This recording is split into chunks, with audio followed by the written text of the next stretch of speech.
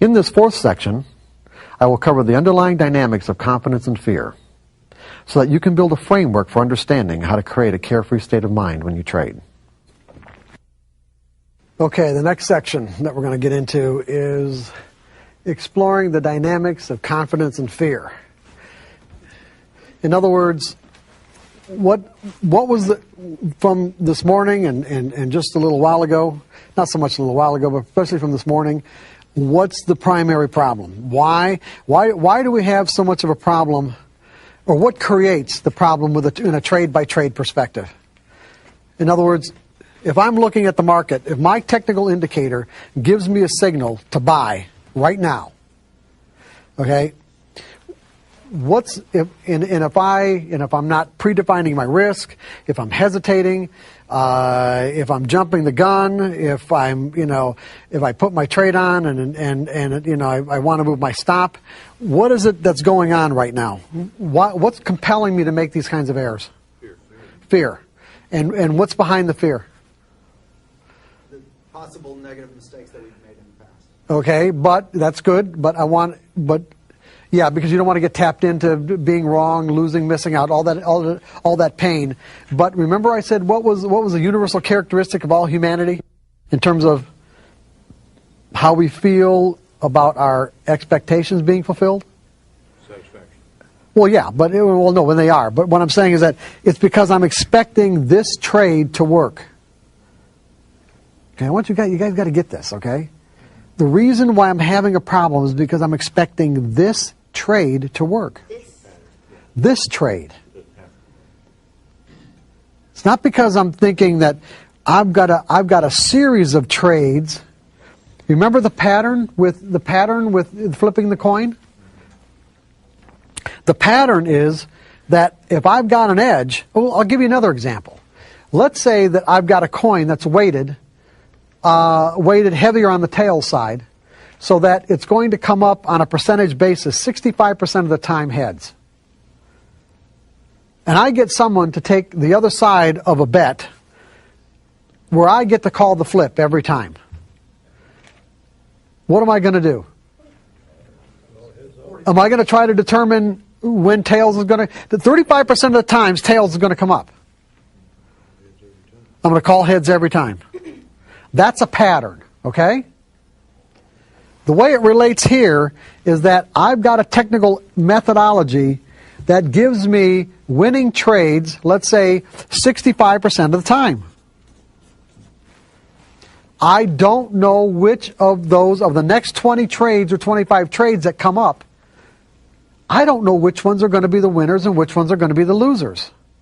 If I'm going to trade my methodology appropriately, it really obligates me to take every single trade. I can't be picking and choosing my trades based on what I think is going to happen, because I've already established you don't know. And if you think you know, you're just making it up in your own mind. I'm going to repeat that. If you think you know, you're just making it up. Is everybody all right with what I just said? Yes.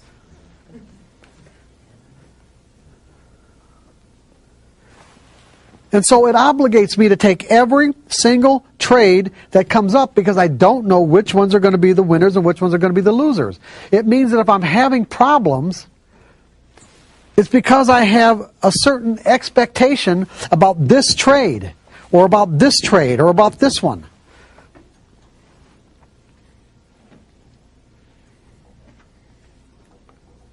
So what if I'm expecting a random outcome? What if I change my expectations? Will I feel differently about it?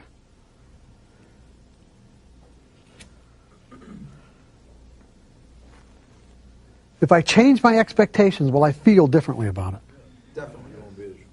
Is there anybody in this room? Does anybody who trades? Let's put it. I don't think I've ever met anybody who trades who hasn't at least gambled at some point in their lives. Right? What do you expect when you put money into a slot machine and push the button? Goodbye. Good. Well, one of those answers was goodbye. I like that. What else? Loud. If anybody's going to say anything. What are you expecting? Really? On this one? Seriously. What do you expect? You know what you're expecting? You're expecting something to happen, right? You're expecting the wheels to turn. You're expecting something to show up. Now think about what I'm just saying. Because you know what? What I just said is exactly what I expect when I put on a trade. I'm expecting something to happen. I don't know what. But over a series of trades, if I do everything right, I'll make money. Because I'm managing my expectations on each one of these trades. I'm managing my expectations so that I do not have the potential to define and interpret these up and down ticks, the information the market gives me, in some sort of threatening or painful way. Because what I'm going to tell you, what we're going to get into now, is the effects of that. When you put money... What's that? How realistic, then, is that 65% on your methodology? What do you mean, how realistic? It could be 70 or 80 or 50. Go ahead. No, take the microphone. How realistic is a 65% win ratio on your methodology? I'm not understanding the question. How realistic is it? Well, if you can't go by any individual specific trade, but you say over 20 trades, you can say you expect to win 65% of the time. Correct. They're based on past performance. Okay, but then again, looking at over any individual 20 or 50 sample, how realistic is maybe that 65% saying that that's a real number? I'll find out. I don't know. I don't know. How will I know? How could I know? I'll find out. That's why you trade in sample sizes that are limited. In other words, I don't make an assessment of how well it's working until after the end of a sample size. If at the end of a sample size, I get a high enough percentage of winning trades where I'm satisfied, then I'll take another sample size. If I don't, then I'll find ways to tweak my indicators to improve my results. So if you're to say, how realistic is it? I have no idea of knowing what's going to happen in the future. And when you get right down to it, it is possible. Would it not be possible for me to start a sample size that trade won and end up where every single one of them was a loser? Am I going to know that in advance? And see, and that's where paper trading is so critical, is that by paper trading, you will get a realistic assessment as to how well your edge works. And people have no problem paper trading. They'll paper trade to find out if their methodology works and to gain confidence in it. It's the other part that they won't participate in, meaning that they won't take a similar exercise to see how well their own psychology matches up to what they need to do to be consistently successful. In other words, to set up an exercise. Paper trading is an exercise, is it not? It's an exercise in developing skills, in understanding your methodology, is it not? So wouldn't it be just as reasonable to set up an exercise to learn how to execute properly so you manage your expectations? What do you consider a proper sample size? 20, 25 trades. I don't think it has to be more than that. I really don't. If it's not working within 25 trades, then there's something you're going to have to change. Okay, so it's all about our expectations. When I put money into a slot machine, I'm expecting something to happen. If it comes up a loser, do I get all worked up about this? Does this tap me into my accumulated emotional pain of every time I've been wrong and lost in my life? I mean, look at there are people who trade and because of their expectations, make every error in the book and can't make consistent money. And the reason why is because of because of their expectations. And yet, if they put money into a slot machine, where essentially the only difference between technical trading and a slot machine is the fact that with a slot machine, you have to put your money in first and then wait for a pattern to emerge. With technical trading, you have to wait for a pattern to emerge and then technically put your money on the line. The problem is because the way our minds think, we think that because the pattern emerged, that somehow or another it's giving us an edge on that particular individual trade. And there's just no way of knowing that. But over a series of trades, it does. So it's like technical analysis gives the individual the availability of being the casino. Technical analysis lets you own the slot machine because you've got the odds in your favor. The casino makes the slot machine available to us because they've got the odds in their favor. But to derive the benefit of those odds, you have to be able to execute properly. And you have to think about this properly. It is just a numbers game based on the odds. That means that you can't put an extraordinary amount of significance on each individual trade.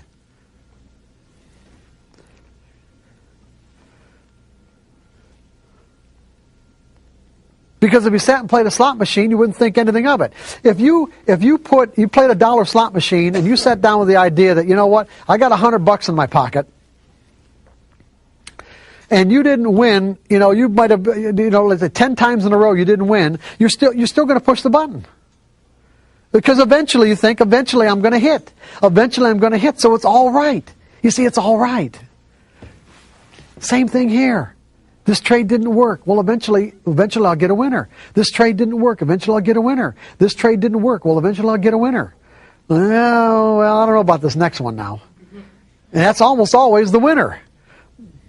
Now, if it turns out that your methodology has diminished in its, let's say, in its capacity to produce a winning percentage, because the underlying nature of the market is changing in relationship to this fixed formula, then, that's why you trade in smaller sample sizes, or a sample size where you don't lose an inordinate amount of money to find out it's not working.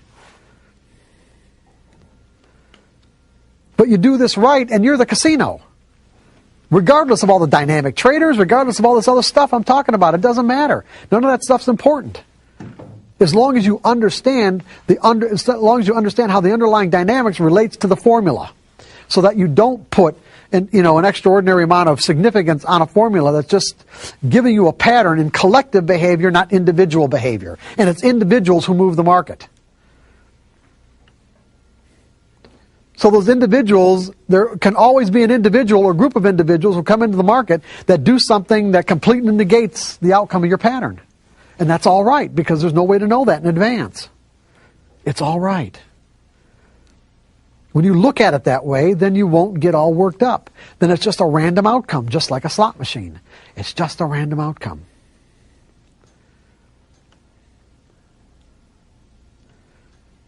Because that's what you're expecting. You expect a random outcome, you got a random outcome, and there's no emotional significance.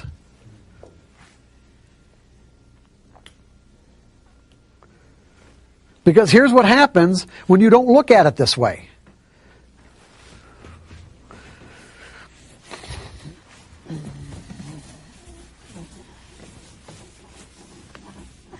Let's take a typical trader who's operating out of the 4 fears.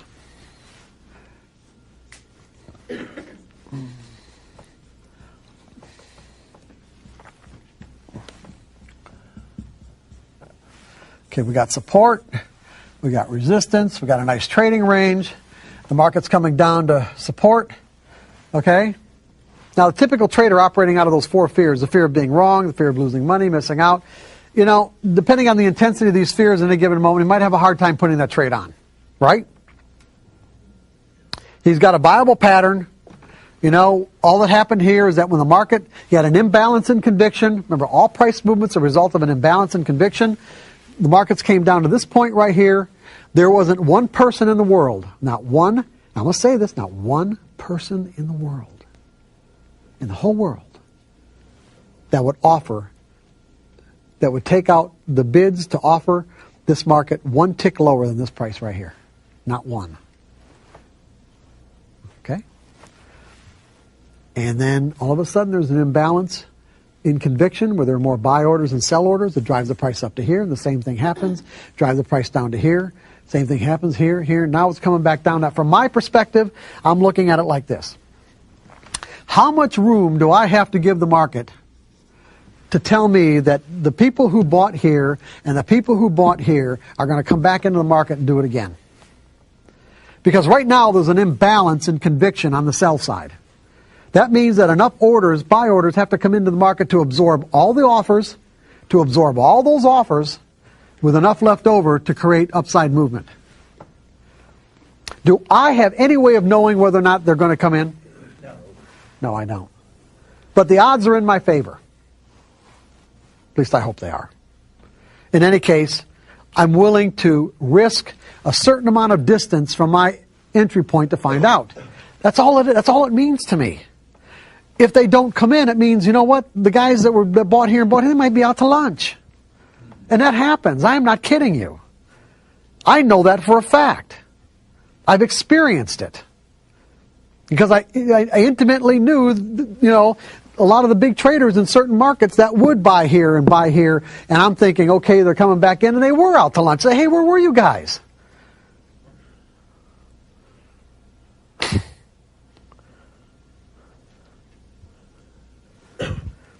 But to the typical trader that doesn't think this way, what's going to happen? If he manages to get the trade on, it's going to be because he thinks he's right. It's because he thinks he knows what's going to happen next. Right? And he's not going to put in a stop, because to predefine his risk, how much money does he have to, how much room and dollar-wise, how much room, distance, of the dollar value of this distance that he has to give the market to tell him that this trade is either working or it's not. Or that to let it go any further isn't worth finding out. That's all it means to me. But he's not going to think that way. He's going to think, by gathering evidence, that this trade might not work. He might be talking himself out of taking it. And so by the time he actually manages to get this order in the market and buy somewhere in here, he has convinced himself that he's right. Now remember I said earlier, and I think I just said it once so you might not have gotten it, that fear has an effect on the way we perceive information. When we're in a state of mind of fear, we are perceiving information in a threatening way. In other words, we're having an expectation of pain. And remember I said that to experience emotional pain, there's two kinds of pain, physical pain and emotional pain. Emotional pain requires an interpretation. The up and down ticks that the market offers us are not inherently pleasurable or painful by their nature. There is such a thing as painful information. I mean, painful from the environment's perspective. If someone's hurling insults at you, their intent is to cause you emotional pain. But that doesn't mean you're going to experience the emotional pain unless you interpret it that way. If they're hurling insults at you in a foreign language that you don't have the slightest idea about what they're saying, it may look to you like they're saying something that isn't so nice, but then again, you don't know what the words are, and so what do you feel? Nothing. The interpretations come from our beliefs. The interpretations come from our mental framework. In other words, the pain's already inside of us. All the words are doing is tapping us into it. Once we learn how to manage our interpretations, we can manage the way that we feel. We can actually determine how we feel in our own state of mind. So this trader, he's operating out of a fear of being wrong. So, like I said, he convinces himself that he's right. That's the way he gets the trade on. So let's say the market...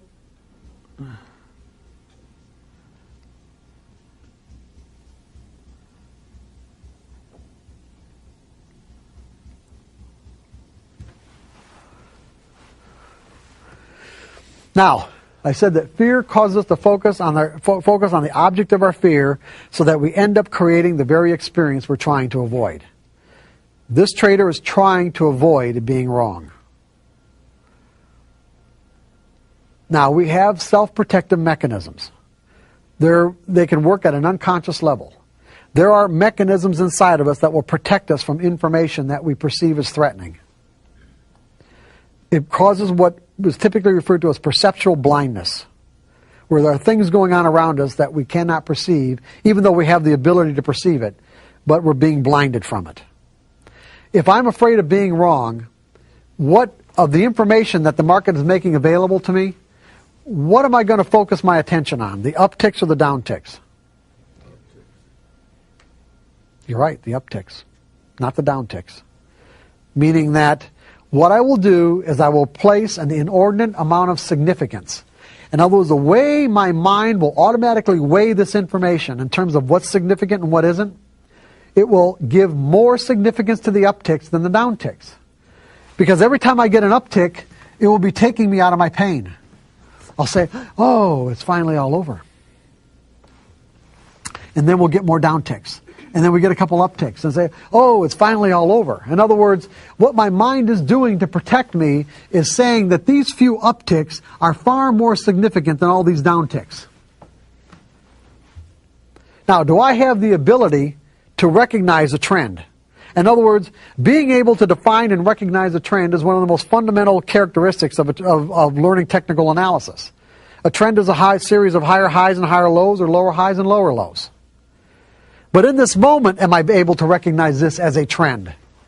No, because I'm too focused on getting myself out of the pain, which means that I'm focused on these upticks. Now, our trader's operating both out of a fear of being wrong and a fear of losing money. Now, what ends up happening is this, is that if this were to represent all the negative energy inside of his mind of what it means to be wrong,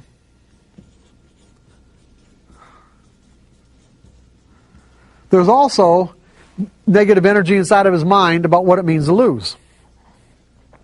And as the market moves further and further against his position, his belief about losing will start to gain more and more significance and start to rise to the forefront of his consciousness and make itself known, make its presence known, until finally he gets to a point where he cannot stand losing one more dollar. And that one more dollar, in essence, is when the pain of losing one more dollar is 1 degree greater than the pain of admitting that he's wrong. In other words, when this pain is greater than that pain by 1 degree, he'll get out of the trade. That's when he'll admit that it's a losing trade and get out. You guys with me on this?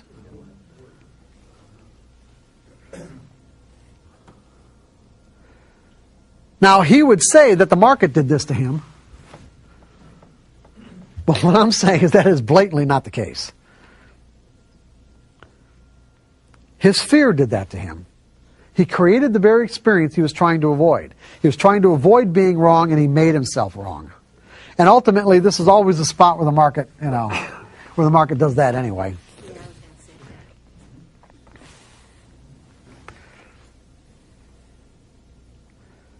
You guys with me on this? Okay, now this trader gets out of this trade right here. He looks back at this chart pattern and why didn't I just go short? Why didn't I just go short?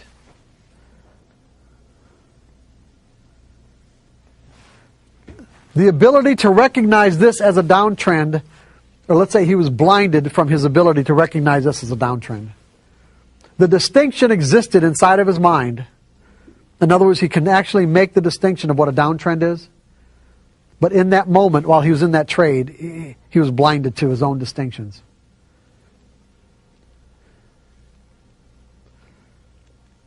Because he was operating out of a trade-by-trade mentality. He was operating out of a trade-by-trade mentality. This trade took on the significance of life or death, just like any other trade that he puts on does. And to be a consistently successful trader, it ain't going to happen if you think that way. The pros don't think that way. Determine your risk. It either works or it doesn't, and go to the next trade. Determine your risk. It works or it doesn't, go to the next trade. That's all it is. That's the whole game.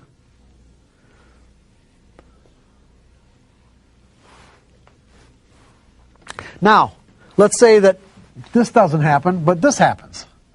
Let's say instead of it going against him, that the market does this. Now what ticks do you think he's going to be focused on, the up or the down ticks? The market's doing exactly what he wants, by the way.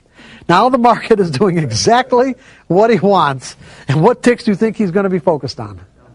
The down ticks. And why the down ticks? Because he's been in too many times of trades where the market has taken away his profits. And so he places an inordinate amount of significance on every down tick, and in essence ends up doing what?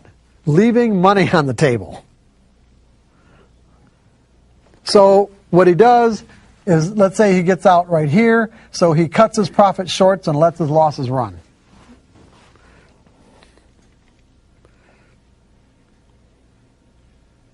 In Chicago vernacular, this is called shitting like an elephant and eating like a bird.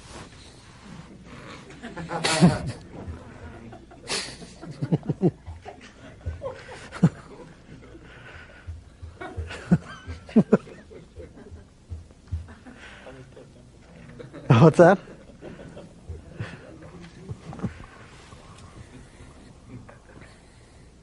Now, if this trader had a belief in a random outcome, that he didn't have to know what was going to happen next to make money, would he have these problems? What would he be expecting if he had a belief in a random outcome? That there was just a random distribution between wins and losses on any given set of variables that defined his edge. If he believed that, if he believed that it only took one trader somewhere in the world to negate the positive outcome of his edge, if he believed that no matter what reason he thinks he has for putting on that trade, that the reason why it works or it doesn't work will almost never correlate to the actual reason that he conjured up. If he believed all these things, how would he be handling this? Come on, how would he be handling it? Tell me. Well, he would have a plan, or in my words, I like to use the word strategy. Okay. When he got into the trade, when he got into the trade, he's going to say that, okay, when it reaches this level right here, I'm going to get out. If it goes down to this level down here, I'm going to get out. Now, he may have ended up leaving some money on the table, but at least he's going to be in that percentage that he had already predetermined that's going to create him to be a winning percentage of trades. Would he have be saddled with the same emotional problems that he had if he was operating out of a fear of being wrong or losing money? No, because he didn't have any emotion in the trade. It's saying, hey, it's following my predetermined plan that I have in place. Right. And it either works or it doesn't, right? That's right. Because I trade from a series of trades perspective. I don't know what each individual trade is going to do.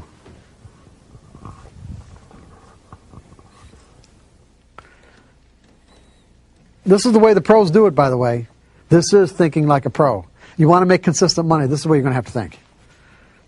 Otherwise, you already know what the problems are.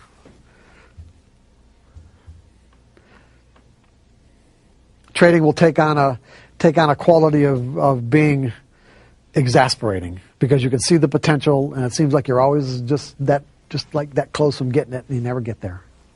How we feel, our state of mind in any given situation is always real and the absolute truth. Now, I want you to make a distinction here. At any given moment, we're in a state of mind. State of mind could be any number of things. We have a lot of ways to define states of mind. It could be a state of mind of like satisfaction, dissatisfaction, happiness, joy, fear, terror. These are all states of mind. Confidence is a state of mind. As a state of mind, confidence, when I'm confident, I feel compelled to step into a situation. Compels to thrust me forward into an experience. Of course, if I'm fearful, then what am I doing? I'm pulling back because I feel threatened in some way. I'm perceiving the information that's available in that moment as threatening. But you got to remember, for me to perceive it that way, it means I'm interpreting it that way. Here's where people get real mixed up about this sort of thing. Is that the state of mind that we experience in any given moment is always the absolute truth. You can't deny the fact that if I'm feeling fearful right now, then I'm feeling fearful. That's just the way that it is. I'm in that state of mind. The particular interpretation that got me into that state of mind, however, could be completely dysfunctional. You guys with me on this? The interpretation that comes from what we believe could be completely dysfunctional. You see, as passive technical traders, if we believe that somehow or another our methodology is telling us what's going to happen next on any particular trade, the reason why we're having problems is because that is a dysfunctional belief. It was never true.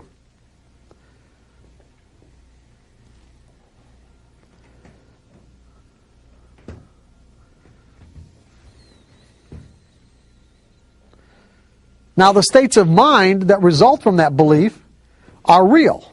So, for an example, if I put on a trade and it turns out to be a winner, I think that I'm right. And as a result, I feel great. If I put on a trade and I think that I lose, well, then I feel like crap because I was wrong. The reality is neither one was really true, because when you win, you weren't right, and when you're wrong, you weren't wrong. Because whatever reason you had to put on the trade in the first place, again, had almost no correlation to what actually happened with the market. In other words, why the market did what it did. You just happened to put on a trade at that time that worked. And all technical patterns do, technical indicators, price patterns, is get you into a situation where there's a likelihood that when you get into that trade, it'll work. That's all they were ever represented to be. You understand what I'm saying? That's all they were ever represented to be. I'm not saying they don't get, screwed up somehow in terms of the way people represent them, but that's all that basically they ever were. It's not on a trade-by-trade basis. Now we're going to get into the last part of it. We're heading down to the home stretch, guys. Heading down to the home stretch.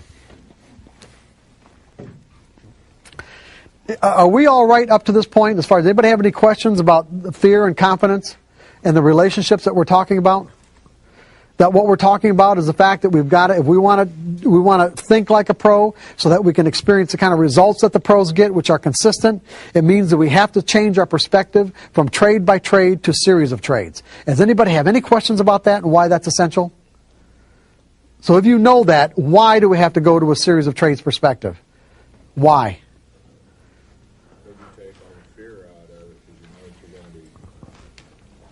Well, hold on one second, sir. You're taking all the fear out of it, and you know that through a series you'll be right more of the time than you will be wrong.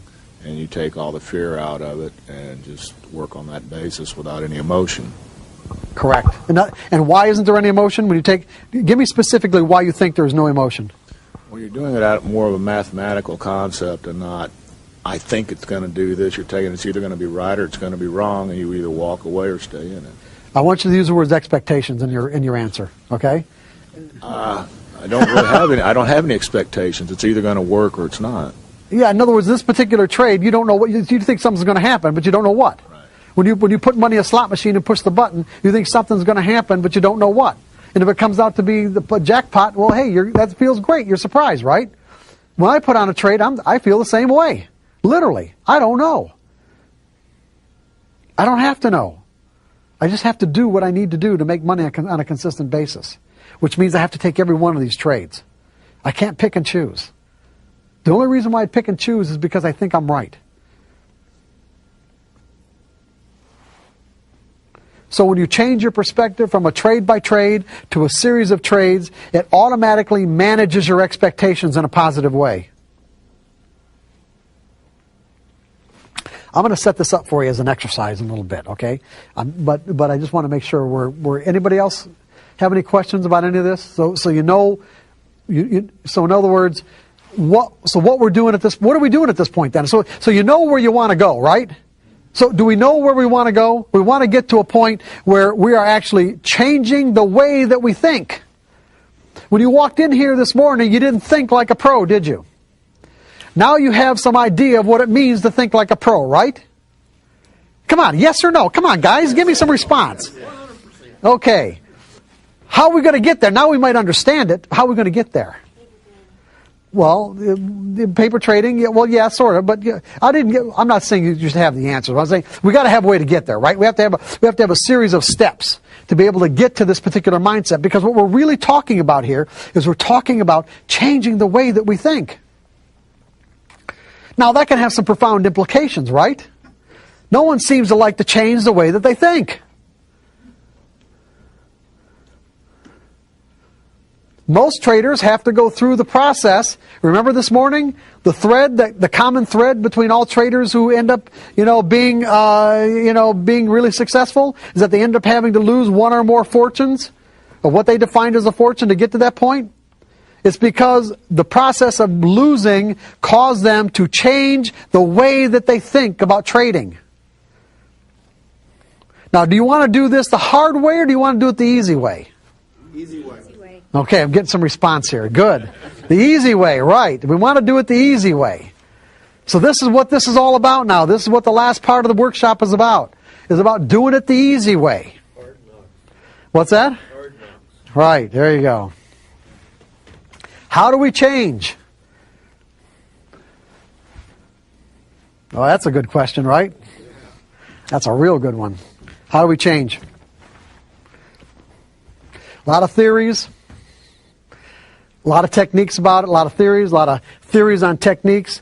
As far as I'm concerned, change is really a function of, well, you can break down to a series of steps, but really change is really a function of desire. When you get right down, remember how we took price movement and boiled it down and distilled it down to simply what? Price movement, all price movement is a function of what? Imbalance and conviction between buyers and sellers. All change is a function of desire.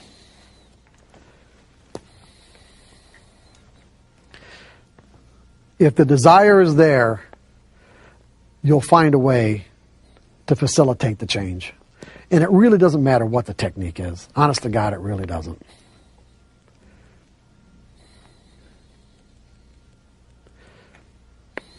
I'll give you an example right here. Probably one of the most extreme examples I could come up with. You can, by the way, what I'm going to read you right now, I got off of Yahoo. And you can go Google this kid and find out more about him yourself, okay? But as I read this to you, keep in mind how this kid accomplished this. Because the scientists that investigate this, they don't know. They can't figure it out. To me, it's easy. The kid's desire was so intense that he managed to find a way.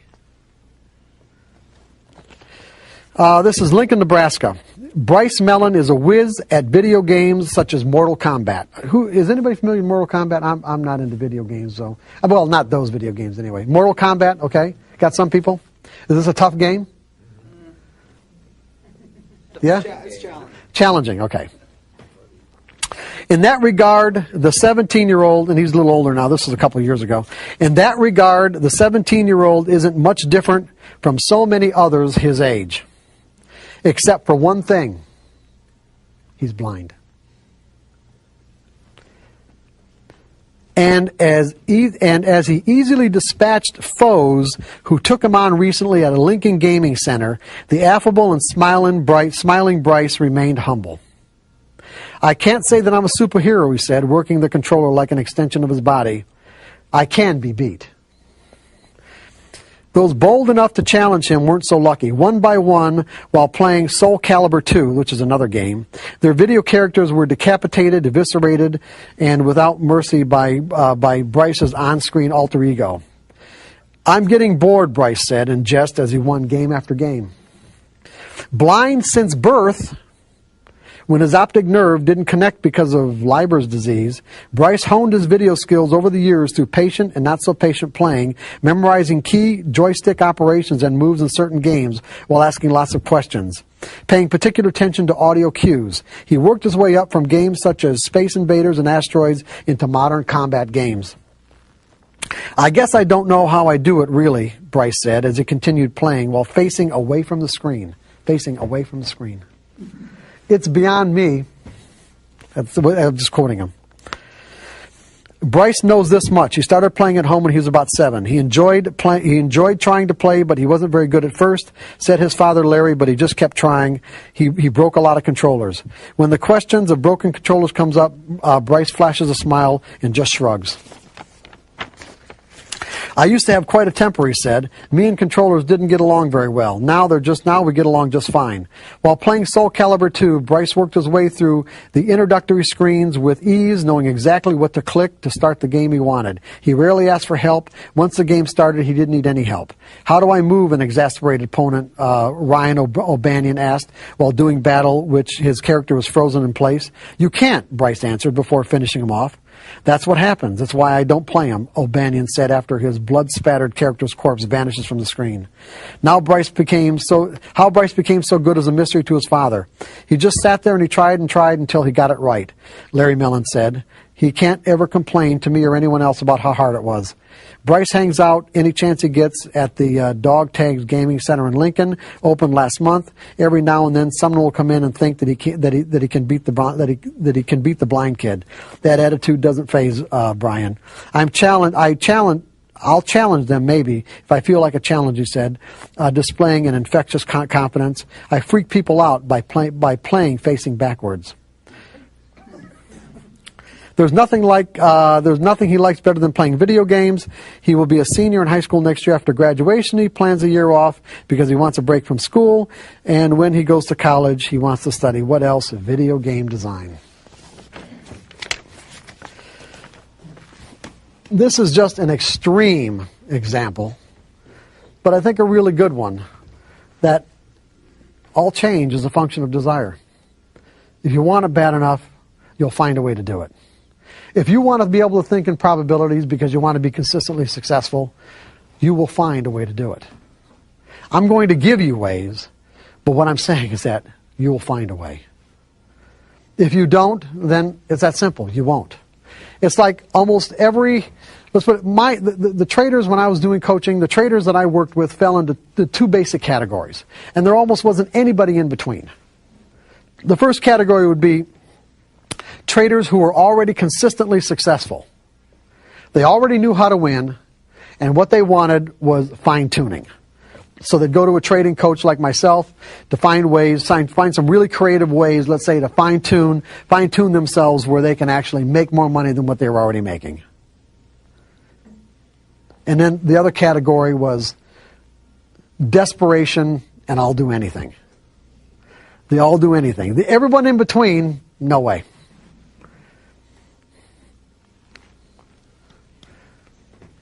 And even the all do anything wasn't always sincere. Sometimes it was just lip service.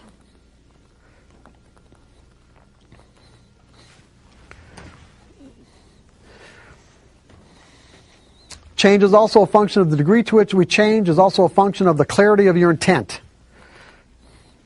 In other words, you can have the desire,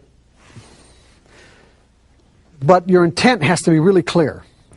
Because when you think about the whole concept of changing, what you're really saying is that I'm willing to let go of a certain portion of my identity, in a way. Of some part of myself that, I obviously operated out of for X number of years or months or whatever, maybe put a lot of energy into, and you got to be willing to let that go. Is it even possible to change a belief? How about it? Is it possible to change a belief? Yes. I mean, it happens all the time, does it not? Yes.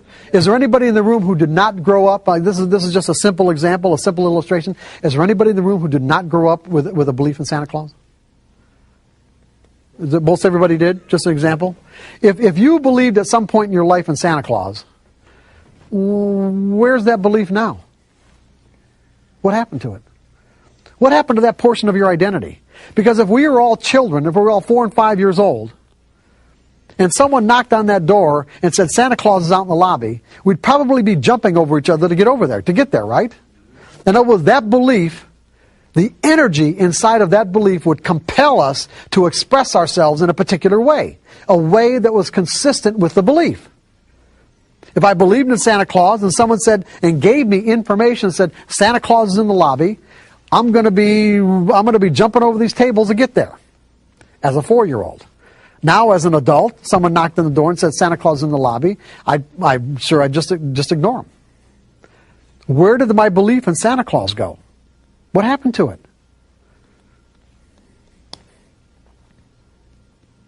Just let it go.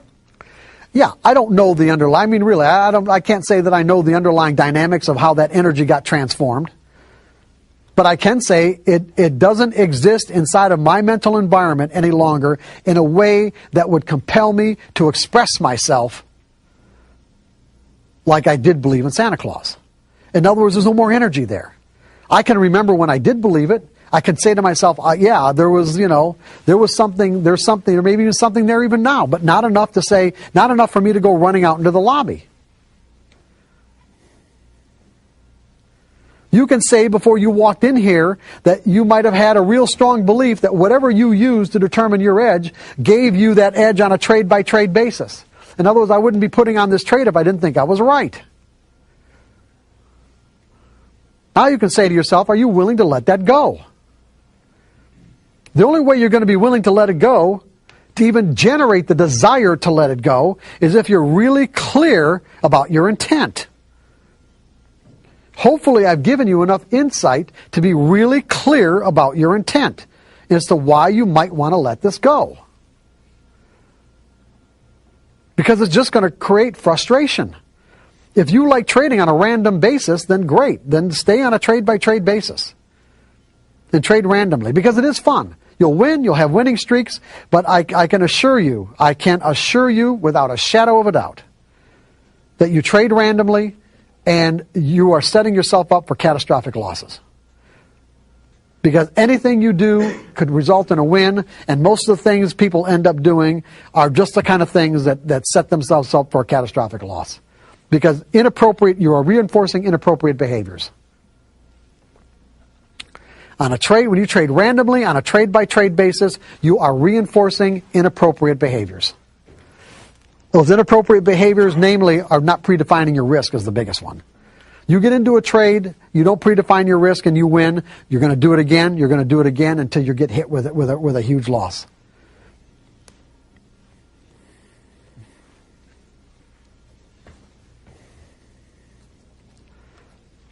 And sometimes those are really hard to recover from.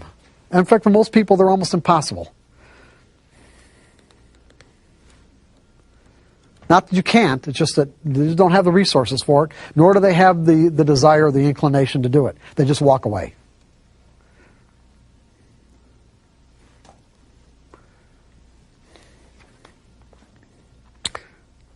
Are you relatively clear about why you would want to do this? Why you'd want to go from a trade-by-trade to a series of trades perspective?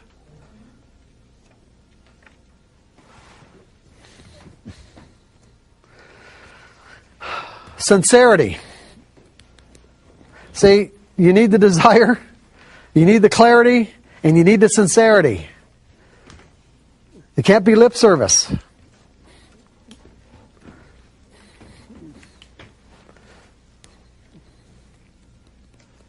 It has to be real. It has to be authentic. As a matter of fact, I'm going to say to you that based on my experience, if you're clear, if the desire is there, it's genuine, the clarity of your purpose is there, it's unconflicted, and so the sincerity is there, it will virtually happen automatically. That is the technique for change. What most people, the problem is that with most people, it takes usually a series. Let's say it takes using various techniques that are available, that have been created and thought up, that over a period of years they finally get to the point where they have the real desire, they have the clarity, and the real sincerity is there, and once all those are in place, the change happens automatically. And they would think that it happened over a period of years using techniques. But the reality is it just clicked into that, just finally the whole thing clicked into that one point where it's all there like the straw that broke the camel's back.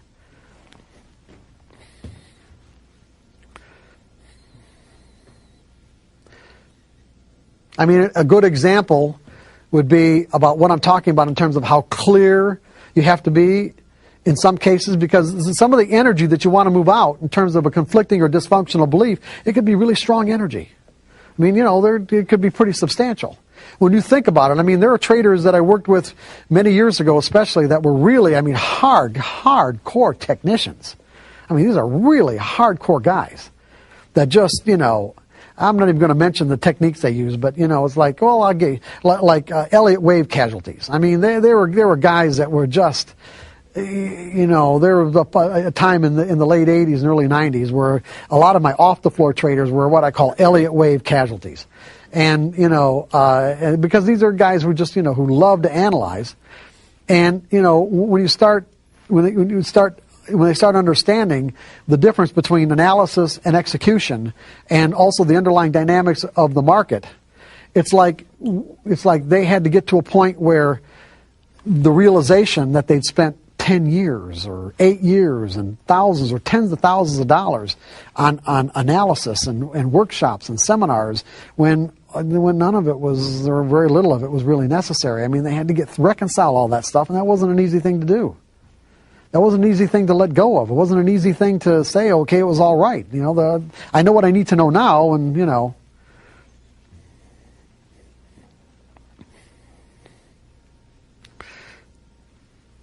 But how do you know what real clarity of intent is? Imagine yourself being held underwater. Imagine yourself being held underwater. And as your air starts to run out, second by second, it gets to the point where you believe that if you don't get a breath of air right now, you're going to drown. That is a point at which every fiber of your mental being is aligned 100% with your desire for that next breath of air. There's no conflict. There's no hesitation. There isn't anything that argues inside of you for anything else other than that next breath of air.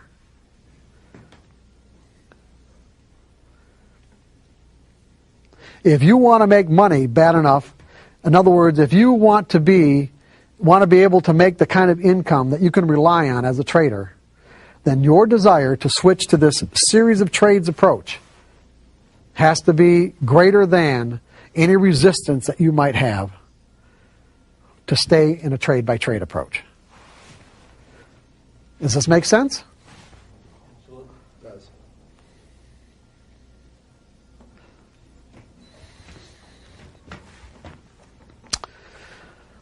Degree of conviction. I just basically gave you that too.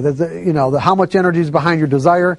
Energy moves prices in the market. I mean, what moves prices? An imbalance in conviction. What does conviction imply? Conviction implies energy. Energy. I am not going to bid a price up to a next highest level unless I think I know what the hell I'm doing and that I can make the market go further, or someone else is going to come in and help me out. I have to have conviction to do the opposite of what it takes to make money, meaning buy high instead of buy low, or sell low instead of sell high. My conviction in the future has to be greater than the guy on the other side of the trade. Conviction moves prices. Conviction will move energy inside your mental environment.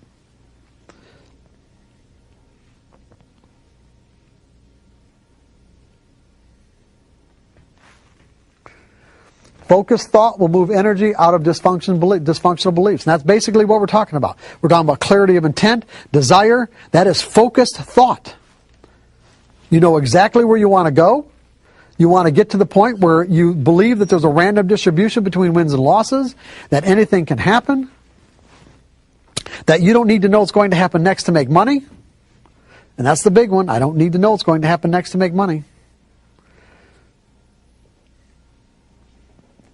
If you understand the benefits of installing those beliefs inside your mental environment as a core component of your trading personality, then you will find a way to do it.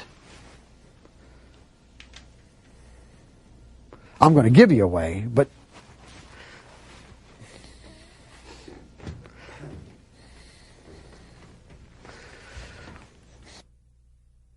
self-discipline.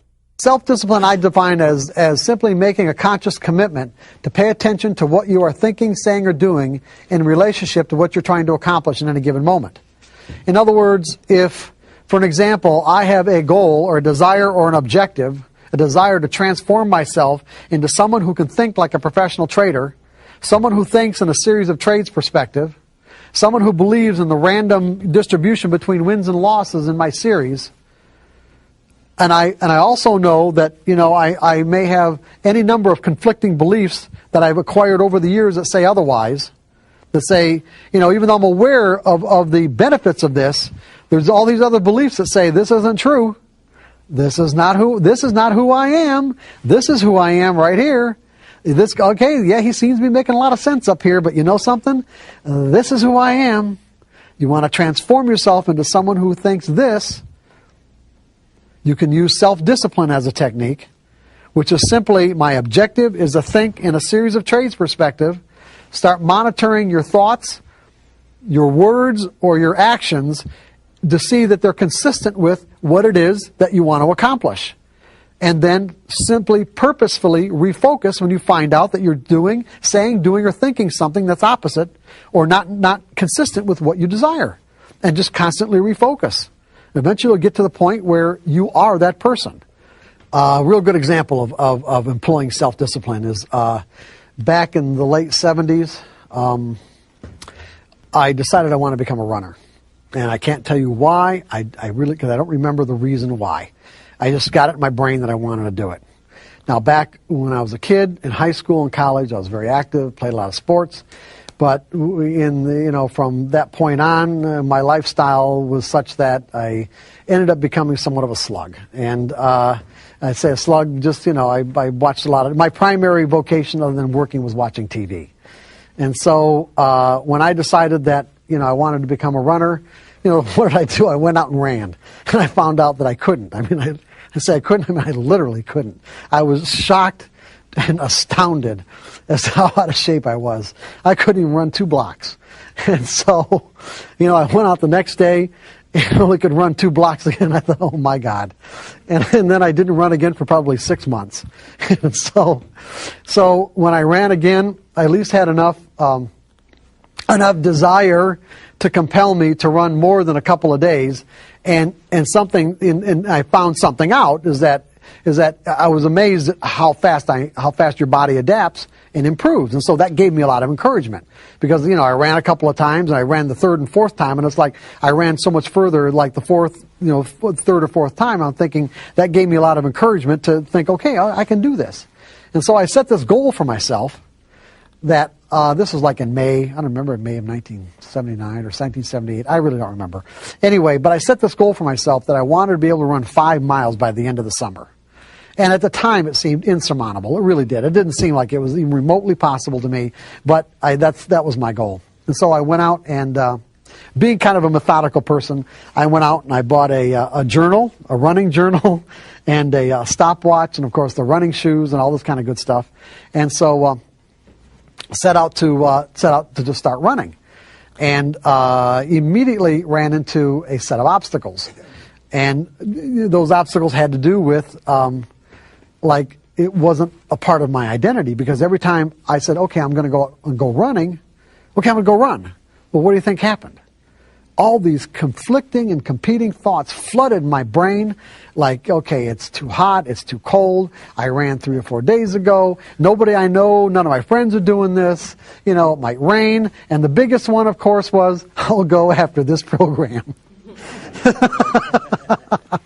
And of course, I never went. So I would say that out of all the times that when I said I want to run, I would say that I managed to actually get my shoes on and get out the door maybe 30% of the time. Okay? But that 30% of the time, I was improving, okay? And I was actually getting further and further and getting encouraged.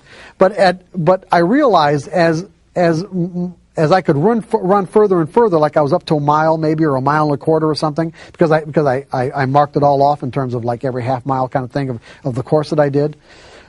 So I realized that I was getting so enthused over the fact that I was even getting that far that I thought I needed a mechanism to get the 5 miles, because I thought I'd quit. What I mean I thought I'd quit is that if I got to 2 miles, that was so far beyond what I thought I could ever do anyway, that what would compel me to go to 5? And so, I don't know why I thought that way, but that's what I did. I really did. So I established what I called the 5-mile rule.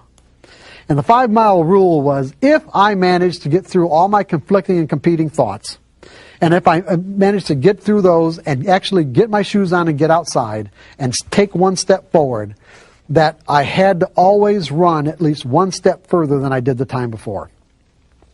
And I knew what that was because I kept a journal. I knew exactly where I stopped. So my rule was, I always had to go, I could go more than one step, but I had to be at least one step. And what I found, and this was really interesting, because what I found is that there was a threshold. There was a certain threshold point at which all the conflicting and competing thoughts went away, and it was like I became a runner. It was like I didn't have to force myself to go out and run anymore. I actually felt compelled to run. And in a sense, what I did was create a new sense of identity. Like some people might call it a habit or whatever. I just call it a new sense of identity. I actually established a belief that said,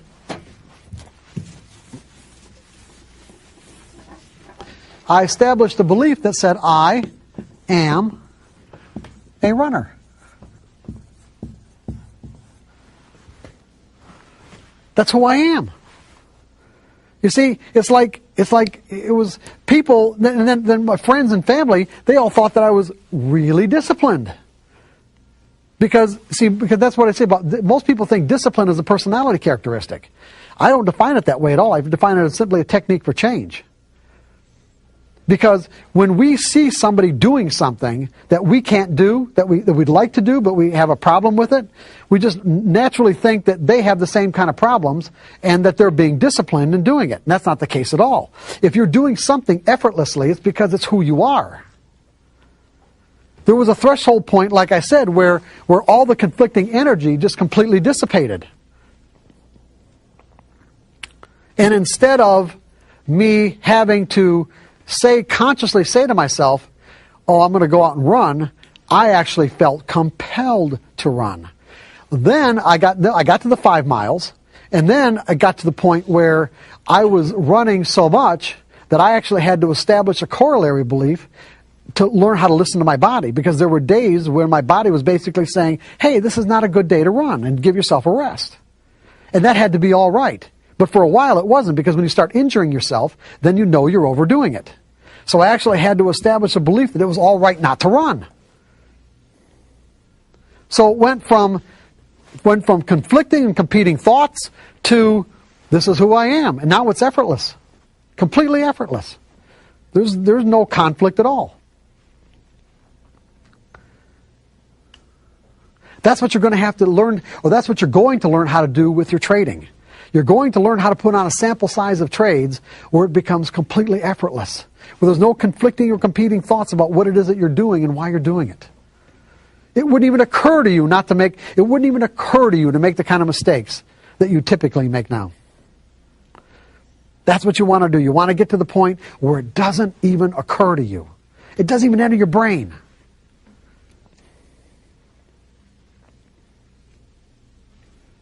Does everybody understand that example?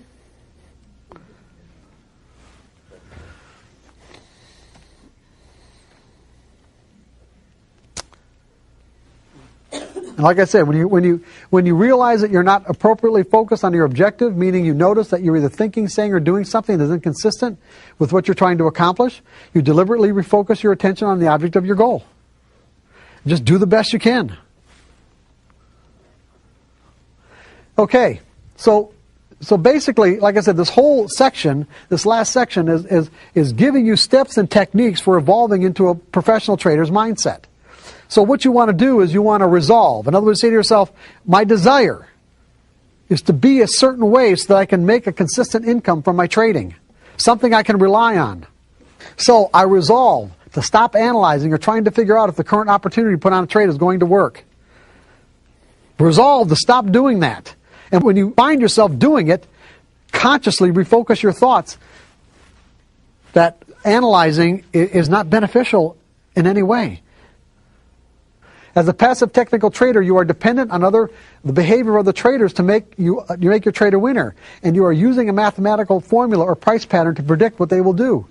Math formulas or price patterns don't know the intentions, objectives, or reasons why the individual traders who are capable of moving prices behave the way they do. As a result, you will almost never know the real reason why any particular trade worked or not. There's nothing to analyze. There's just nothing to analyze. Nothing. There was back when I was in commercial casualty sales, there was a sales course that I bought by Zig Ziglar. Everybody know who Zig Ziglar is? Okay. And there was a part of this sales course where Zig Ziglar was talking about the exact right moment to ask a closing question to close a sale. And he said he's trying to get people to understand when that right moment is. And when you know where you're at that right moment, Zig Ziglar paused and there was silence. And then he screamed, "Shut up!" He screamed out much louder than that. "Shut up." The first person who talks loses. In other words, when you ask that closing question as a salesman, shut up and don't say a word, because if he said the first one who talks loses, and that was the truth. That worked. I found when I felt compelled to talk before he did, I didn't get the sale. And when I was able to keep my mouth shut and let them talk first, I did. What I'm saying to you is that when you get a signal from your methodology, stop thinking. There's nothing to think about. There's nothing to think about.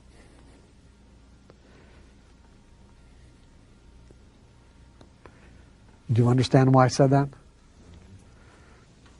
Just put on the trade. There's absolutely nothing to think about. Just put the trade on.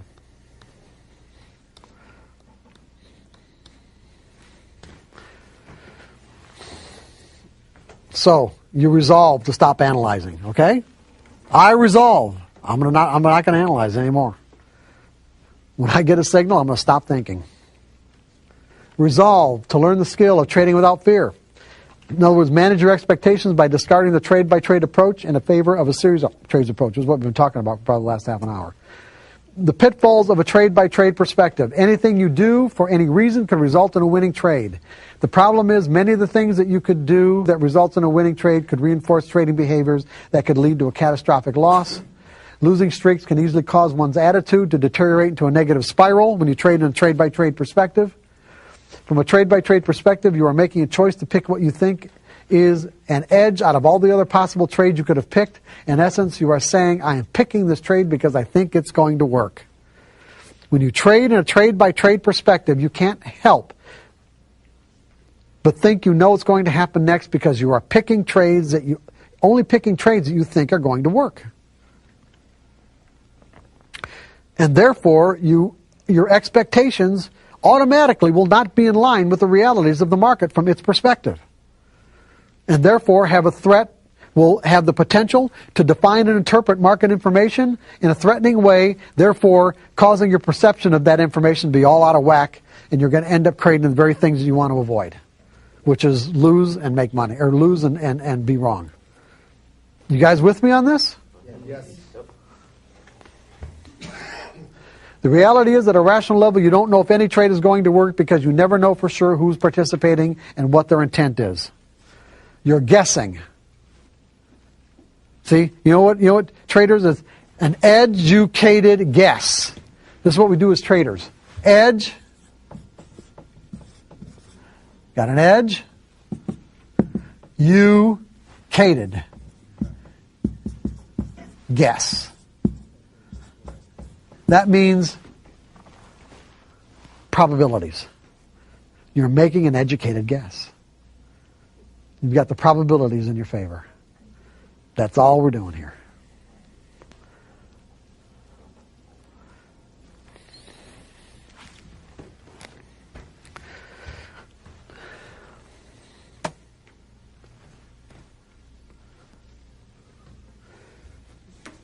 With a specific expectation of the outcome, any market information that doesn't conform to what you expect will be perceived as threatening. You will be trading with fear.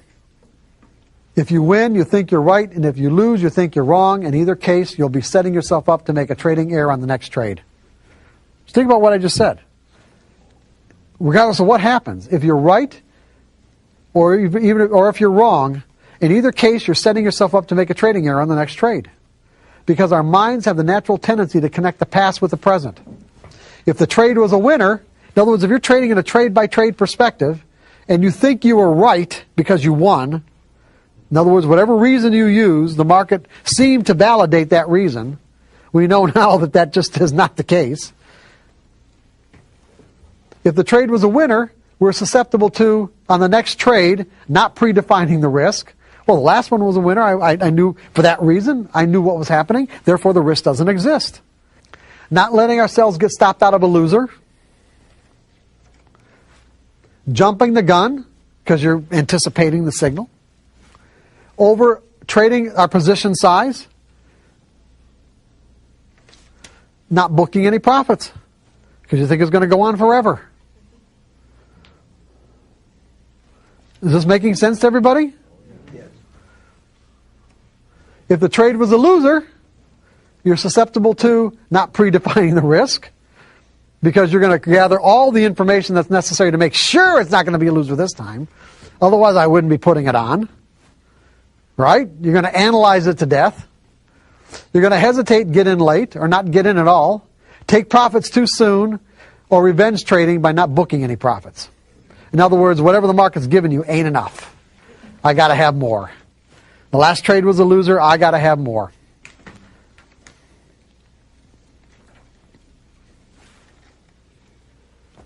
The benefits of a series of trades perspective. You know exactly what behaviors serve your purpose and what behaviors do not. You cannot trade in a series of trades perspective with a trading plan and not know exactly what behaviors will serve your purpose and what behaviors will not. Because everything's planned out. You're either following your plan or you're not. But the point is, everything is planned. You are not picking individual trades, therefore, no one trade has any more or any less significance than the other. The next trade, this trade, they're all just trades. None of them have any more or any less significance. You will gain a sense of freedom to flow in and out of your trades without conflict because you are not living or dying on the outcome of any particular trade. By reducing the number of variables, you will be learning what works and what doesn't. By truly accepting that the outcome of this trade could be different than whatever happened the last time, you are positively managing your expectations. Now think about what I just said. By truly accepting. What does it mean to truly accept? It means that there's no other part of your identity or consciousness that is in conflict with accepting the fact, genuinely accepting the fact, that this trade could have a different outcome than the last one. If the last trade was a winner, it means that this trade could have a different outcome. It could be a loser. If the last trade was a loser, it means that this trade could have a different outcome. It could be a winner. You see, our minds don't feel like there's anything wrong with you by thinking in the previous way, because our minds are wired to think that way. Our minds are literally wired to connect the two. That's why it's so difficult for many people to break through into this ability to think in probabilities and to break into this threshold of consistency. Is because we're working in some cases against natural wiring. It is natural for our minds to say, if this is what happened the last time, if the circumstances are identical or similar this time, then the same thing's going to happen. What I'm saying to you is that you have to step into an exercise where you consciously disconnect the two. In other words, your whole purpose is to disconnect this now moment from what happened the last time. Because there is no connection. The reality is there's no connection. That's the truth. You just can't let your mind think that there is a connection.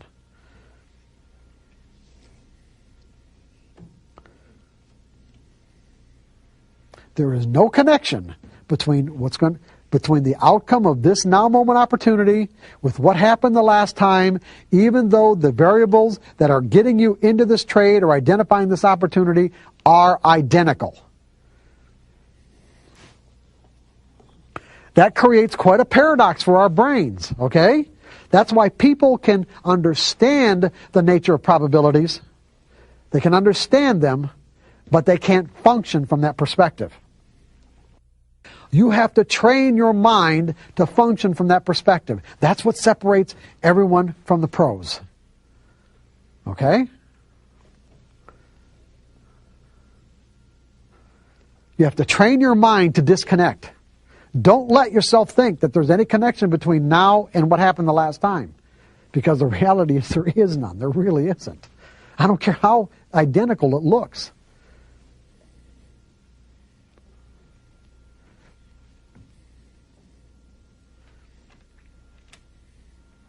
You can use the same mathematical formulas and criteria in those formulas that apply to market data and come up with these patterns, but I guarantee you the traders that are operating in the market now are not the same traders, identically at least not the same traders as the ones that operated the last time.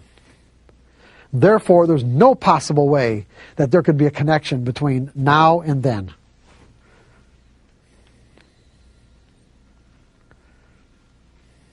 There's just no possible way.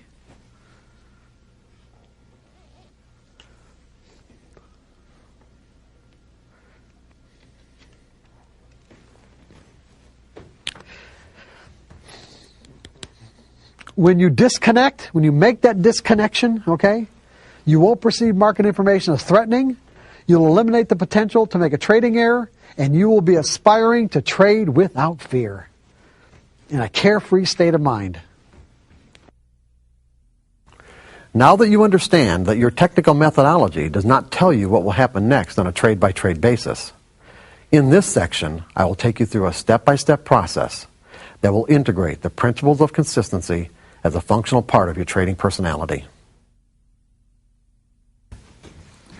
Up to this point, we've talked about how we get into this mindset, about resolving to think in certain ways, but this is learning how to disconnect. In other words, learning how to circumvent that natural mechanism in our mind that automatically connects things, connects similar events, this now moment opportunity, this now moment event with something that's in our mind as a memory. If there's enough, if there's enough similarity there, it'll tap us into a state of mind that's identical to our memories as opposed to what might be available in the now moment, which may be very different than very different than what we think that it is. I mean, that's where we have relationship problems, communication problems.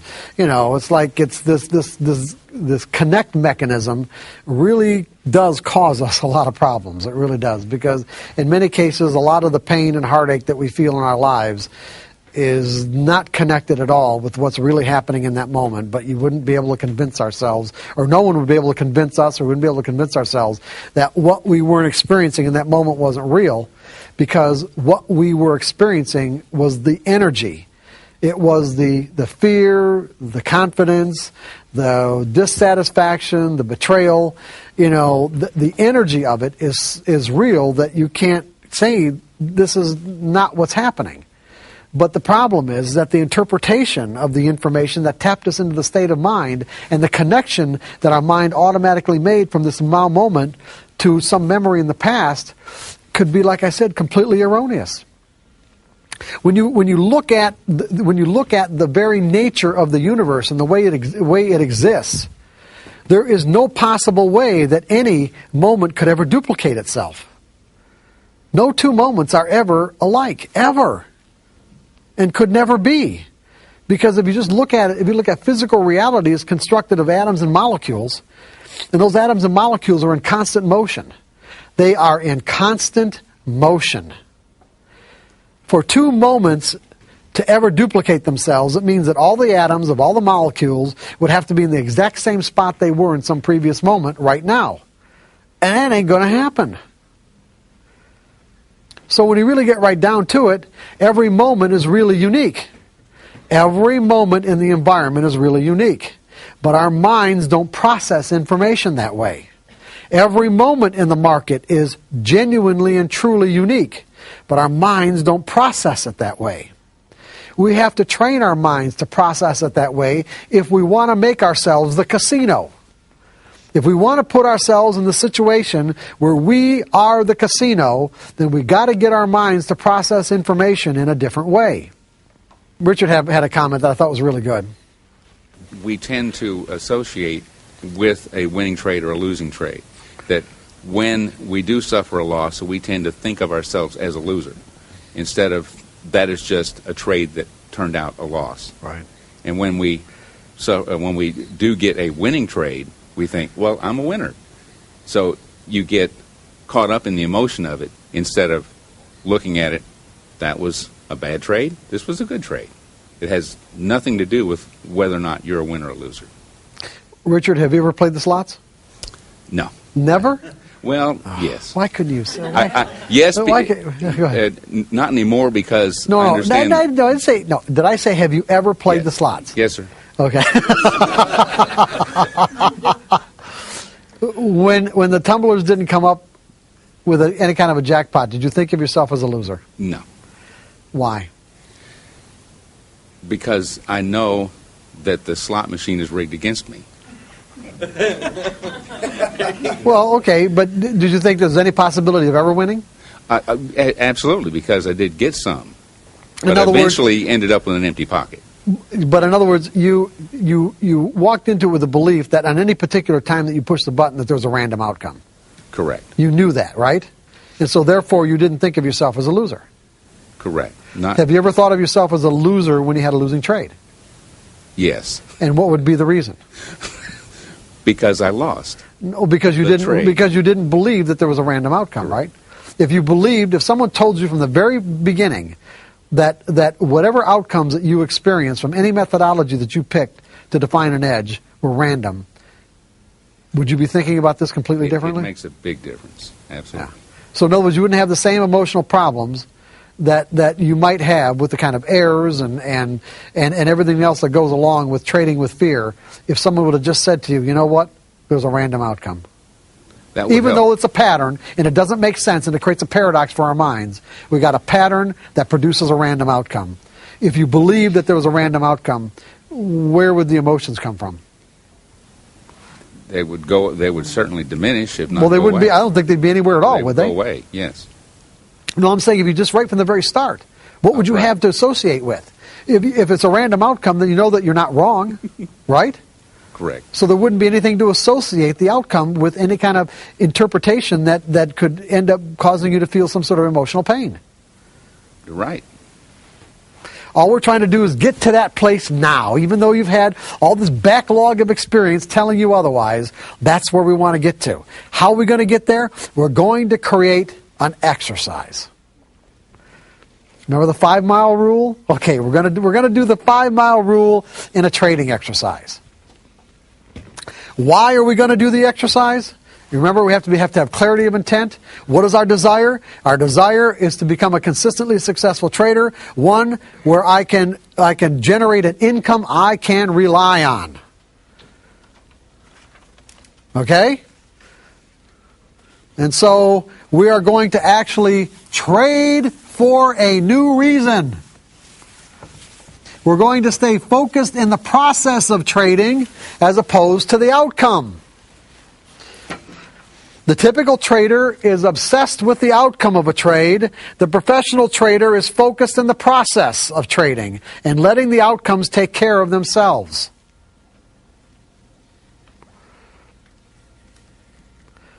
As a matter of fact, the best traders that I've ever encountered love the process of trading.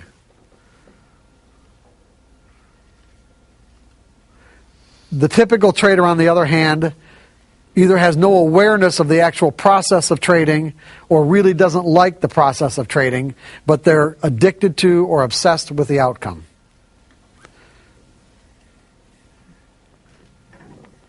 So you have to make up your mind, and everyone in this room at some point in their lives, for some reason, has decided to make up their mind about something, and when you have, you got results. I know everyone has had that experience. You've made up your mind with so much desire, so much clarity of intent, and with absolute sincerity that you got the desired result.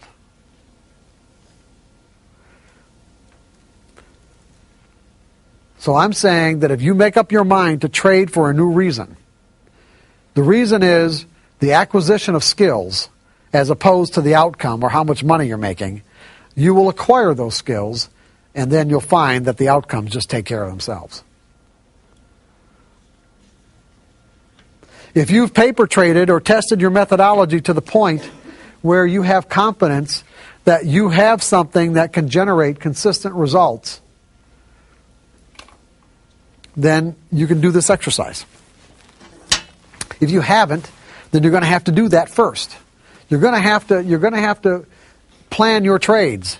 In other words, you're going to have to take your methodology and determine a given set of rigid variables, because what we're going to do is set up a trading exercise with just a simple 25 trade or 20 trade sample size.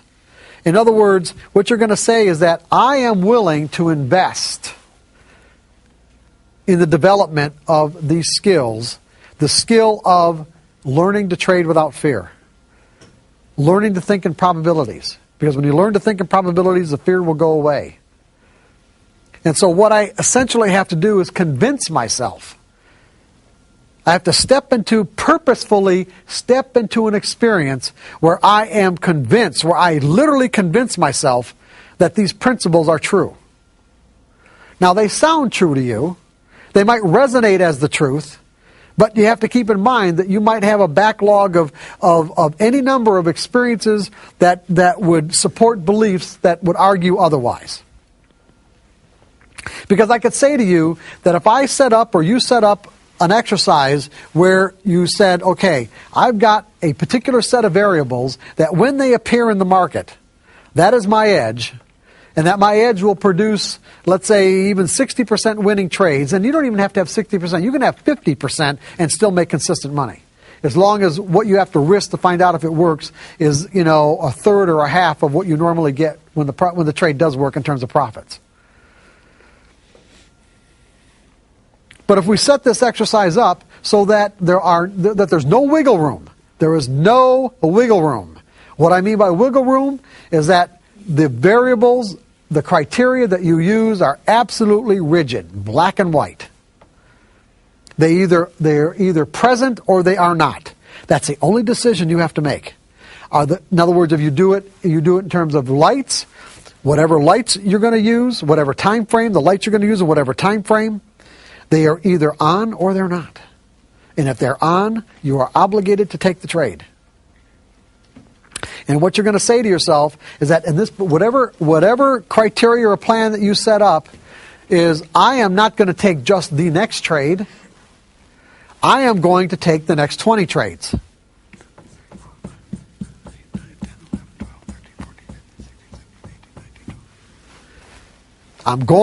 You are committing yourself to taking the next 20 trades of the occurrence of your edge. You will know in advance, based on testing and paper trading, exactly the optimum amount that you have to risk. In other words, what your risk is on each trade, and it's not going to be a varied amount. It's going to be a specific amount, whether it's in terms of dollars or distance. It will be a specific amount so that you know exactly how much each trade is going to potentially could cost you. And it should really be set up as a rigid profit potential too. In other words, I don't want you making subjective decisions as to about how far you're going to let the market go in your favor. So if you can get a set of variables, well, let's say you even 2 to 1 or even 1.5 to 1, 1.5 to 1, meaning that if I have to risk 1 point of something, even if it's, let's say, in stocks, if I have to risk $1 to make that my particular set of variables, my entry variables, will get me into a trade where if I risk $1, I'll get $2 60% of the time or 50% of the time. Then that's what you do. You do 2 to 1. There are trading methodologies that can be even the opposite. You can even go 2 to 1 here. Meaning you can risk 2 to get 1, but in these cases the trade has to be 80 or 90% correct. You can do it any percentages you want as long as it is fixed. There is no wiggle room. There is no subjective decision making whatsoever. Am I really clear about this? There is no subjective decision making whatsoever. Go ahead.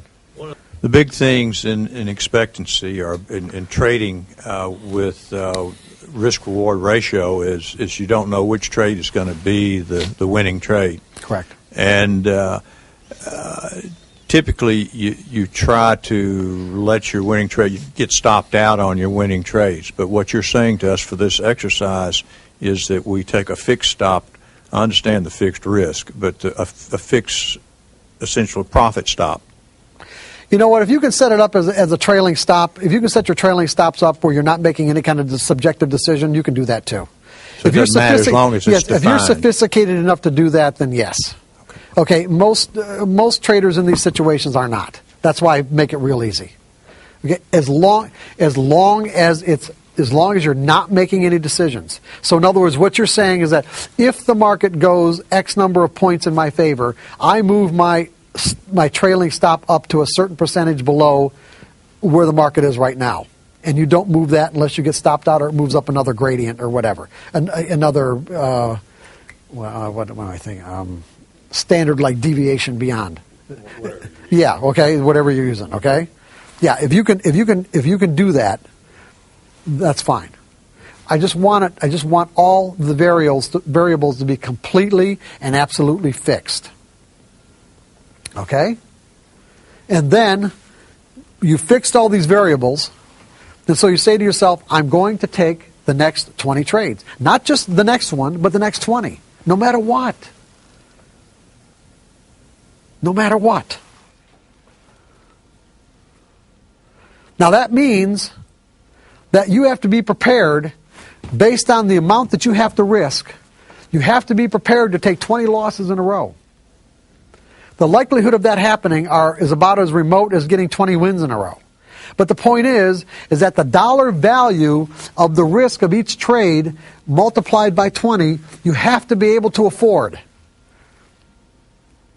So you've got to set it up that way. You've got to set it up so that you can afford the dollar value of the risk of taking 20 losing trades in a row.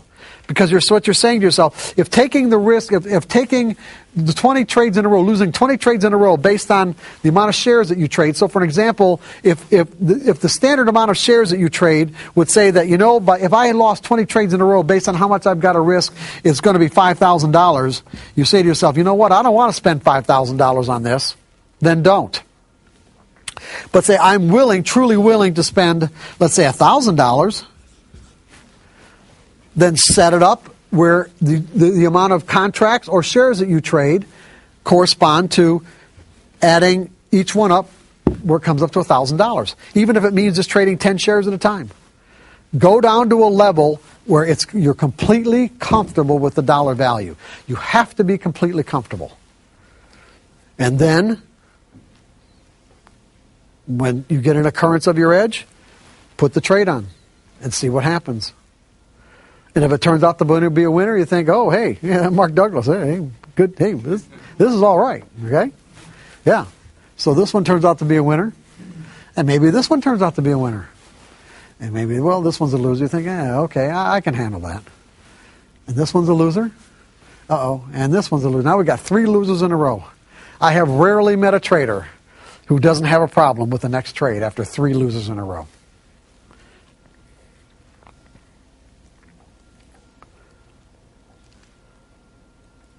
You made the commitment to take every single trade.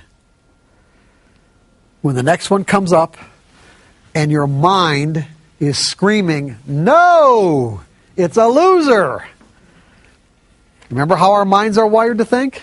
Our minds are wired to think that way, but that is not the truth.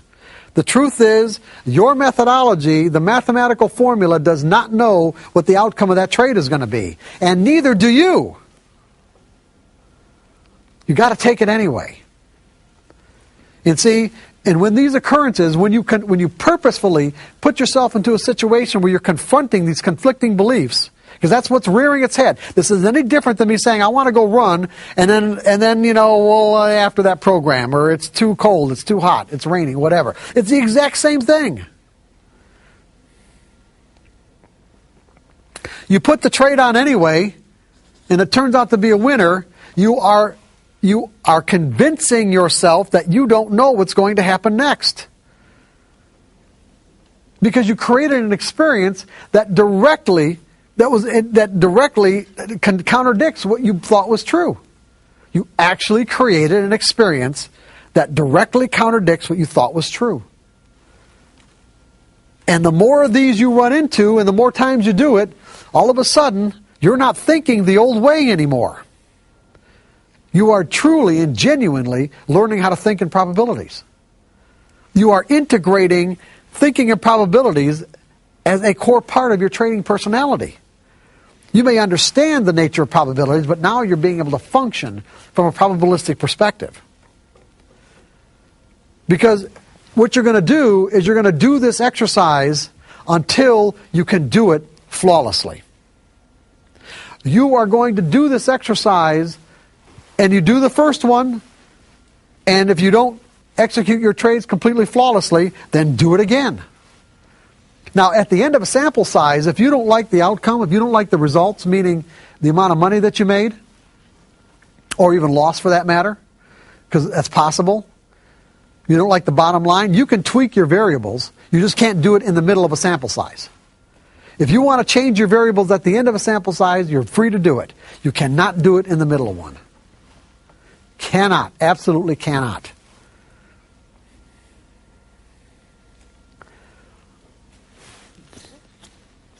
You will keep doing this exercise until when?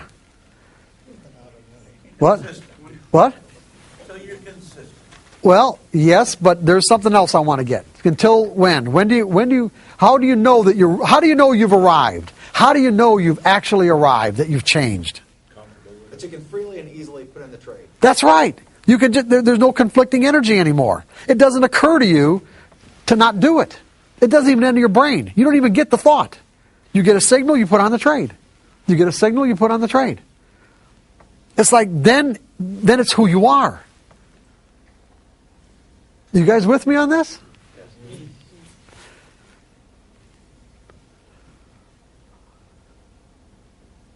You managed to actually work through all that conflicting energy, and you've changed. You're a different person. Because the competing and conflicting thoughts don't even enter your consciousness. They're not there anymore.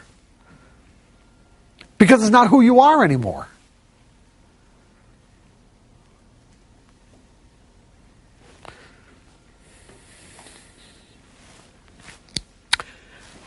Any questions about this? Is this making sense to everybody?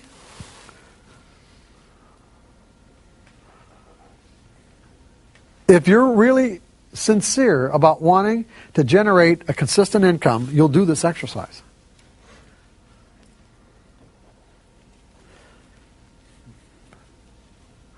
And if you're not, you won't. And you might not be ready to, and that's all right. Whenever you're ready, you'll do it.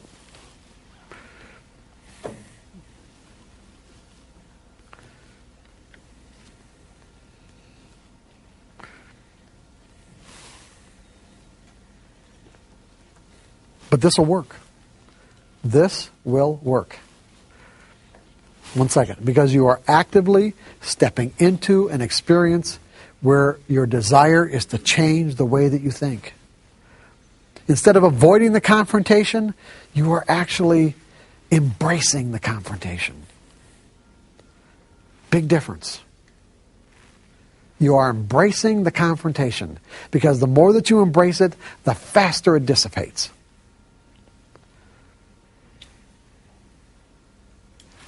Go ahead. Can you speak a little bit about going from paper trading to real money? I know there's a difference, and you would say you were trying a new strategy or something that you were tweaking. You would do paper first, and what would you consider it? I mean, if you would you look at each trade, and if you executed it flawlessly, and you say you generated money, and then you went to real money, how would you decide? I guess if you lost money, to answer my own question here, in other words, what would you expect the transition to be?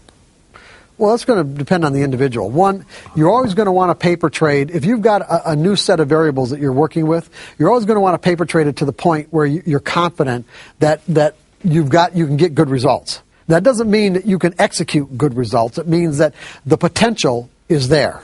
You want to know the potential is there, correct? Once you know that the potential is there, then you move. See, the paper trading part is only to find out what variables in the market work in relationship to, like market movement in relationship to the formula, okay? Now we're working on our brain, okay? That's the first step. The second step is that do I think in a way that's consistent that I can extract the maximum potential out of the methodology? That means executing flawlessly. So what you do is you set this exercise up in a way that what'll dictate it is how much you're comfortable with how much you're comfortable with the dollar amount of losing every single trade. That's how you know how to set it up. That's really key. It really is. It means that if you have to trade one share, then if that's all you're comfortable with losing, based on the dollar value of how much you have to risk on each trade. That's based on your analysis, by the way. Then do it. And then when you can execute one share flawlessly over a sample size or one or two sample sizes, then go to 10 shares and see how you do. And if you can't do 10 shares comfortably and flawlessly, go back to 5. You're just building skills. If you get your mind out of the money, out of the outcome part, and focus on building the skills, once those skills are there, you're going to make all the money you want.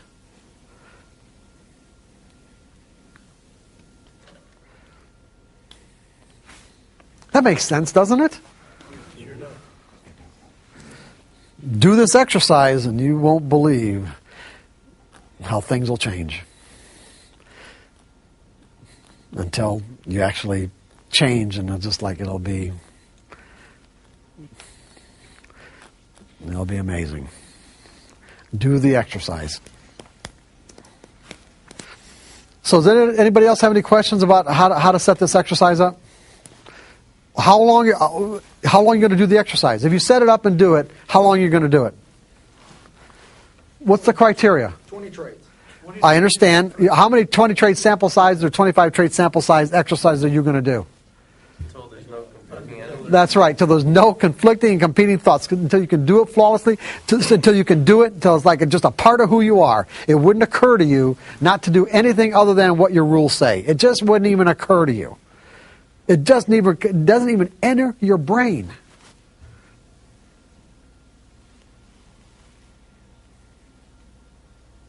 And I guarantee you, at that point, you will be thinking in probabilities. You will be trading without fear. You will be trading from a carefree state of mind. That's the payoff.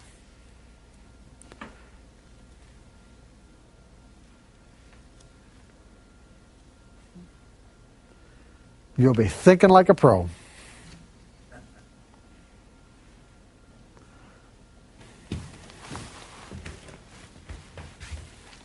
So you want to resolve to focus your efforts on developing specific trading skills, and consistent profits will naturally flow as a byproduct of the mastery of these skills. The most successful traders love the process of trading, whereas a typical trader usually ignores the process because he's obsessively focused on the outcome. On these trades, you keep saying, do the process, and until you do it perfectly. Right. What are some of the pitfalls? I mean, when I trade, I don't really think that I'm doing too much wrong. So I'm curious what all can go wrong on a trade other than typing it in wrong. All the things like all the errors that I mentioned earlier, like not predefining errors. If you're not doing stuff wrong, that's fine. Don't more. Don't add stuff. Yeah, don't make it. Yeah, don't.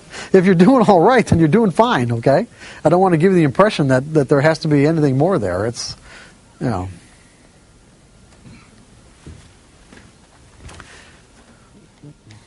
Okay, resolve to commit the 5 fundamental truths about the nature of trading as core beliefs of your trading personality. Those 5 fundamental truths are anything can happen. Is that true or not? Yes. Every moment is unique. Is that true? Yes. Okay. An edge is nothing more than an indication of a higher probability of one thing happening over another. Okay. Is there a random distribution between wins and losses on any given set of variables that define an edge? Yes, absolutely. Do we need to know what's going to happen next to produce a consistent income? No. You see, so if you find yourself, as you're doing this exercise, with conflicting and competing thoughts, pay attention to what you're thinking. Pay attention to what you're about to do as a result of what you're thinking, and then refocus on what you want to believe. I want to believe that anything can happen, that there's a random distribution that I don't need to know, and just stay focused on these particular beliefs and do the best you can and keep on doing it until it just becomes a part of who you are. Sounds like a meditation. It's right. You're absolutely right. It's like a meditation. That's right, your mantra. Put them up on your wall or by your computer screen. Because they're all true. Resolve to continually reinforce a belief in your ability to be a consistently successful trader by adopting the trader's creed. By the way, these two things are in trading in the zone. The 5 fundamental truths and the trader's creed are both in trading in the zone. The trader's creed, I am a consistent winner. In other words, remember the belief that I put up that I am a runner? Remember that? I said when I actually became a runner, that belief compelled me to express myself in a way that was consistent with that belief? Well, what we want to do is install a belief that says, I am a consistent winner. And the subset beliefs that you have to make this true will automatically compel you to act or behave in a way that's consistent with that belief. Why are you a consistent winner? Because I objectively identify my edges. Objectively, meaning no rationalizations, justifications, or building cases. I know what criteria defines my edge, and it's either present or it's not. I predefine the risk of every trade. Wouldn't even think about getting into a trade without doing that. Now, that doesn't mean, because who brought that up earlier? No, he's not here right now.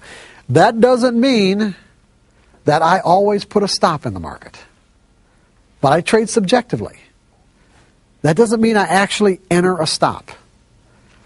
But I guarantee you that whatever price I picked as my risk point, I never violate not getting out at that price. The market hits my price, I get out. That doesn't mean I've entered a stop in the market beforehand. But I could do that. I don't have a problem with that. It wouldn't even occur to me not to do otherwise.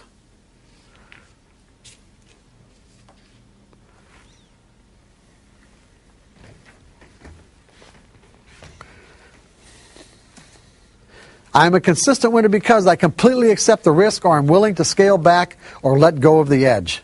Meaning I'm completely free of conflict about the amount of money I'm willing to spend to find out if this trade is going to work. If you're not completely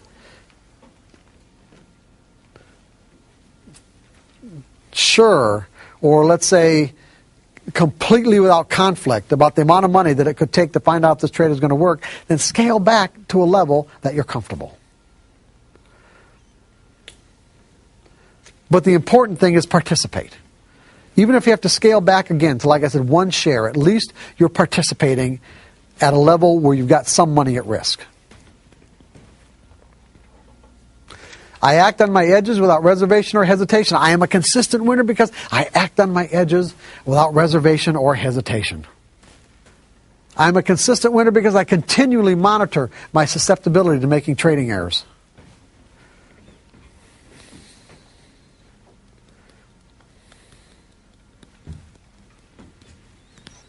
And how do I do that? I keep journals.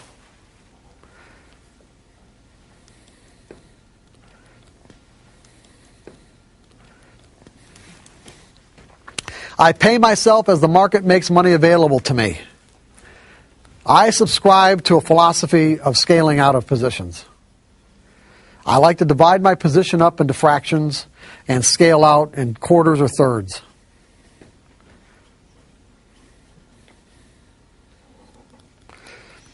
That way I'm continually making myself a winner.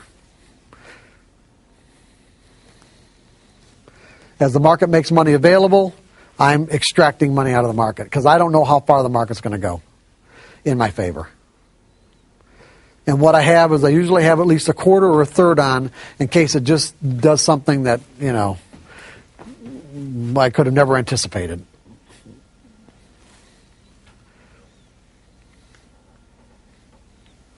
And by the time I've got just the last third on or last quarter on anyway, and I've got a trailing stop or at least a place in my mind where I get out if it retraces back to my not far beyond my entry point anyway from that point on.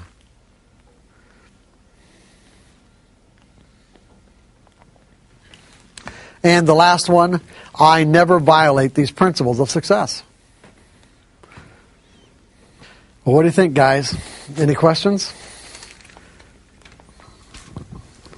Get them now. Go ahead. Do you ever scale in? No, I know a lot of traders who do. I just don't. That's it. I'm not saying that just because I don't doesn't mean that I don't think it's fine. I just don't have a particular methodology where I scale in. That's all.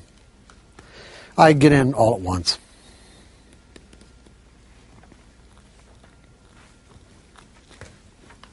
Anything else? Here's your chance to get on the DVD. Come on. Don't miss out. Never violate and walk on water. What's that? Never violate and walk on water. No. Why? What do you mean? That you think? Never violate. Well, what do you? Yeah, you don't have to. You can get to a. Go ahead. Never violate. The never is it that they said never say never.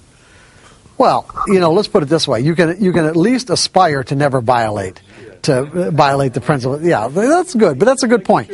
Yeah, you're making a good point. You really are. I appreciate that. You can aspire to never violate these principles of success.